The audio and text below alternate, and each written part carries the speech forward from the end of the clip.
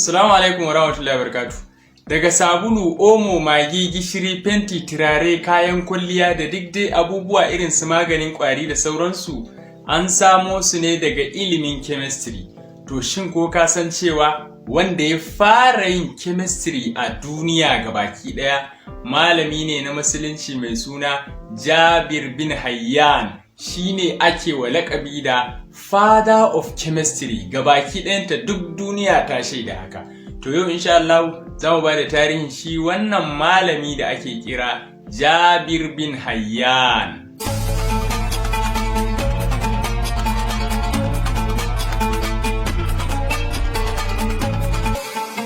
Barka da dawowa. To shi dai Jabir bin Hayyan asalin sunan shi shine Abu Musa Jabir ibn Hayyan. An haife shi ne a garin Tos da ke Iran a shekara ta 142 bayan hijirar manzo sallallahu alaihi wasallam daga Makka zuwa Madina, wanda ta yi daidai da shekara ta 721 bayan haihuwar Annabi Isa alaihi salam. To shi dai Jabir bin Hayyan bayan haihuwar shi tun yana ɗan ƙaramimi Allah ya wa mahaifin shi rasuwa, wanda hakan ya sa 'yan gidansu dole suka yi gudun hijira daga nan garin Tos da ke Iran zuwa ƙasar Yemen. To da suka je can ƙasar Yemen, shi Jabir bin Hayyan bayan ya fara girma a can sai ya fara karatuttuka. Ya fara da karatun Kur'ani, ya zo ya yi na mathematics, daga nan dai har ya zo ya shiga karatun alchemy, wato ilimin haɗa sinadarai domin samun wani sinadarin na daban. To a can dai Yemen gaskiya ya yi karatu mai yawa sosai, kuma akwai babban malamin shi da yake ji da shi wanda ake kira Al-Himyari. To wancan malamin ya ba shi ilimi sosai. To amma bayan Jabir bin Hayyan ya ɗibi ilimi sai ga hallau da yana buƙatar ya nemi ƙarin ilimi. To hakan ya sa ya tashi daga garin Yemen ya koma garin Kufa da ke Iraq. To a can Kufa akwai malamai da yawa gaskiya. Da Jabir bin Hayyan ya je can domin ya ƙara karatun shi, sai ya haɗu da malamin da ake kira Jafar As-Siddiq.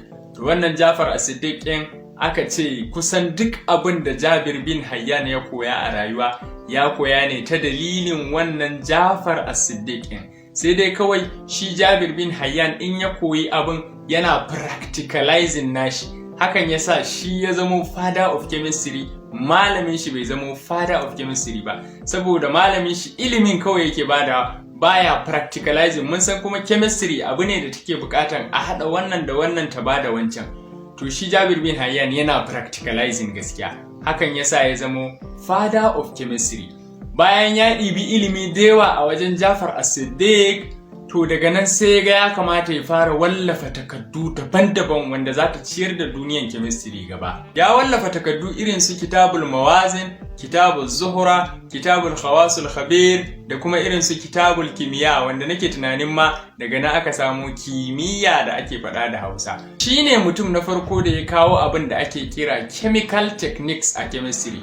Wato kenan yadda za a bambance sinadarai biyu da suka haɗe a waje ɗaya, ko da ma fiye da biyu ne, yadda dai za a ware su, wannan ya zama yana nan, wannan yana nan, ko wannan yana sama, wannan yana ƙasa. To wannan shi ya fara kawo a chemistry. Kuma shi ne mutum na farko da ya gano hydrochloric acid da kuma nitric acid. To bayan nan abubuwa irin su distillation da crystallization ma shi ne mutum na farko da ya fara gano su. An yi reference da shi a takardu fiye da 3,000 a wannan duniya, saboda shi ai ya kasance hujja ne ga duniyar chemistry da ma science gabaki daya. Turawa dai sun fassara takardun shi, sun amfana da shi kamar dai yadda suka saba. To shi dai Jabir bin Hayyan ya yi sa'a a rayuwar shi gaskiya, dan ya rayu har zuwa shekara 82 a duniya.